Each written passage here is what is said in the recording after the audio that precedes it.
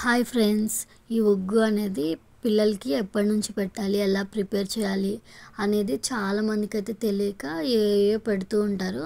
అలా అయితే అప్పుడే పెట్టకూడదు అనమాట. 6 మంత్స్ నుంచి మనం సాలిడ్స్ అయితే అలవాటు చేయాలి. ఆ 6 మంత్స్ నుంచి ఏమేమి పెట్టాలి అనేది ఒకసారి చెప్తాను. రైస్ జావా, ఓట్స్ జావా, బార్లీ రాగి జావా, పూల్ మఖన, carrot puree, apple puree, banana puree ఇవైతే 6 మంత్స్ నుంచి పెట్టి తర్వాత 8 మంత్ నుంచి అయితే నేనైతే ఉగ్గు అనేది స్టార్ట్ చేశాను అనమాట. ఆ ఉగ్గు పొడిని నేను ఎలా చేశాను అనేది ఇంకో వీడియోలో అయితే చేసి పెట్టాను. ఆ వీడియో కూడా చూసేయండి.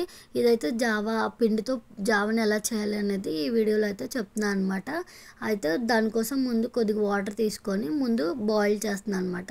తర్వాత ఇంకో గిన్నెలో కొద్దిగా వాటర్ తీసుకొని ఈ పిండిని అయితే 2-3 స్పూన్లు యాడ్ చేసుకొని లంప్స్ లేకుండా బాగా కలపండి. లేదంటే కలుపుకుని ఉంటే ఉండలు ఉండలుగా వచ్చి గడ్డలు గడ్డలుగా తయారవుతుంది అనమాట.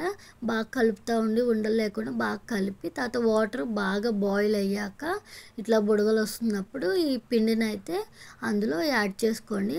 తర్వాత యాడ్ చేసిన తర్వాత పొయ్యిని సిమ్లో పెట్టుకోండి. లేదంటే ఒక్కసారిగా పొంగిపోతుంది అనమాట. పొంగిపోయి మొత్తం స్టవ్ అంతా ఖరాబ్ అవుతుంది. దానికోసం ముందు మనం ఈ జావని పిండి వేసిన కాడి నుంచి సిమ్లో పెట్టుకోవడం చాలా మంచిది అనమాట.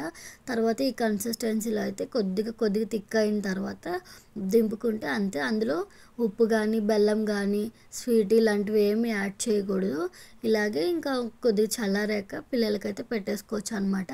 తర్వాత స్టవ్ ఆఫ్ చేసుకున్నాను. స్టవ్ ఆఫ్ చేసుకొని పిల్లలకైతే ఇంకా చల్లారాక పెట్టేస్తాం కాబట్టి దానికోసం నేను ఇట్లా గిన్నె తీసుకొని ఇంకో గిన్నెలో సర్వింగ్ బౌల్లో వేసుకొని తర్వాత ఆ గిన్నెను అయితే ఆ వాటర్లో పెట్టుకొని ఆ జావ చల్లారాక కొద్దిగా గోరువెచ్చగా ఉన్నప్పుడు అయితే మనకి వేడివేడిగా తినాలనిపిస్తాయిగా, అలాగే పిల్లలకు కూడా కొద్దిగా గోరువెచ్చగా ఉన్నప్పుడు అయితే పాపకు పెట్టాను.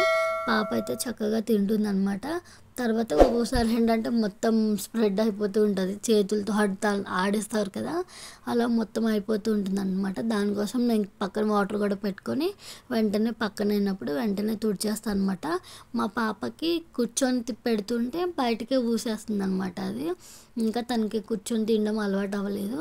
ఈ వీడియో కిందే ఈ వీడియో నచ్చితే please do like, share and subscribe my channel.